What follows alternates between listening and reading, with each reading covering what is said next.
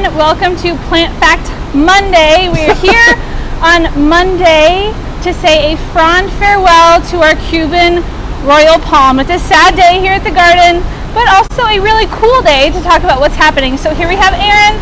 Aaron, tell us about what's happening today, how the process is going. You can hear it's kind of loud. So I don't know if some of you have seen some of the press that we have a large Cuban royal palm that is touching the roof of the dome. We were worried about the safety of it pushing through the plexi at the top and damaging the dome. So we've had to make the decision to remove the palm, and today's the day. We have a group of folks, Weiss Tree Company, Steve Weiss and Weiss Tree Company is here, and they have started the process. So they're going in, they're removing the fronds first, as in the frond farewell. Yes. So they have to remove the fronds first, and they're going side to side to make sure the weight is kept even, and make sure that everything is safe. They're using a big lift, and then basically what they do after they get the fronds out, they'll just start piecing it out from the top down, little by little, and that's the process. They rig it up, rope it off, and they lower it down. They drop it down. Yeah. Now a lot of people are asking, why don't we just trim the palm? Yep. But talk about how palms grow, their growing point, and why you can't just trim it. Yep. Unlike, say, a maple or an oak, it has lateral branching, like in your yard, ash, whatever. Palms don't have that. So it's basically a stem, and the growth point is from that tip. Yeah. And when they release one frond at a time, if you say we were to remove, cut it back from the tip, it would actually kill the plant. Kill the entire plant. So is this the growing point that we're seeing right here in the middle? Yep, that spiky one. So that's the newest frond that's going to come. So again, any of those fronds come from that growth point from the tip. And again, you can't just prune it back because there's no other laterals growing from that point. Yeah. Yeah. Tell us a little bit about the history of the tree. When did it get here? How old is it? Yep. So amazingly, it's only been here for 13 years. That's crazy. Which is crazy. I wouldn't believe it. I didn't believe it until y'all showed me pictures that we were able to unearth, from the archives, right? So again, it was grown by a seed by a plant enthusiast, Ron Allen, in Iowa City. It was in the roof of his basement.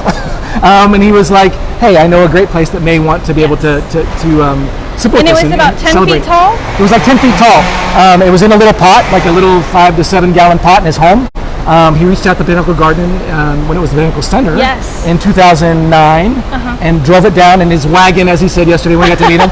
Threw it in the wagon, drove it down from Iowa City. Wow. It was planted. We have that great picture of him that day that was planted, and literally he's got his arm around it, and it's he's maybe 6 feet tall. Yeah. It's just a couple of feet above his head.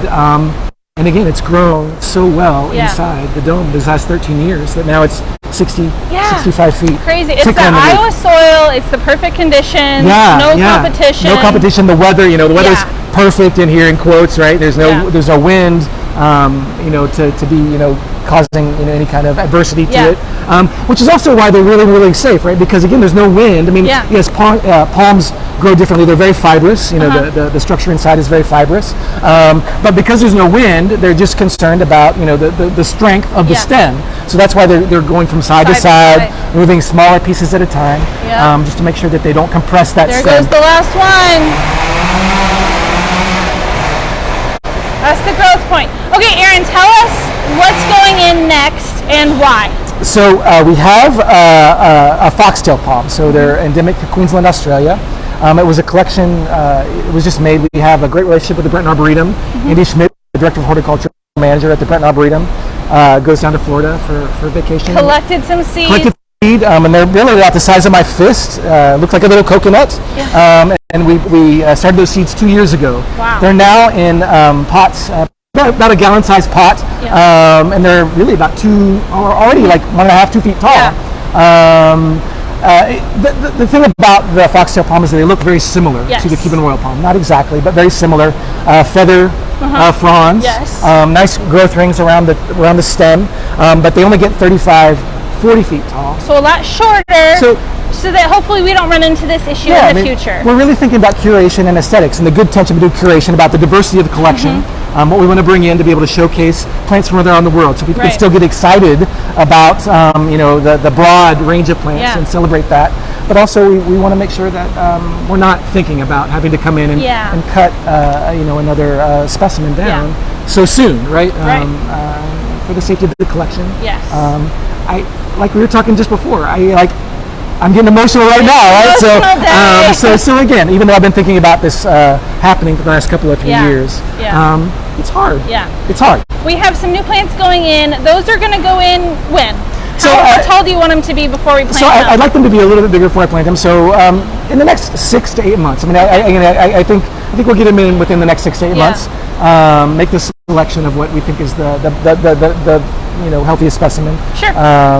And then we'll get it in, and we'll have something growing in there really, really soon. Awesome. Yeah. Anything else? Any questions? All right. Well, thank you guys for joining us today. It's a sad day at the garden, but thanks for following along and saying a Frond farewell to the Cuban royal palm. We'll see you next time. Bye, y'all.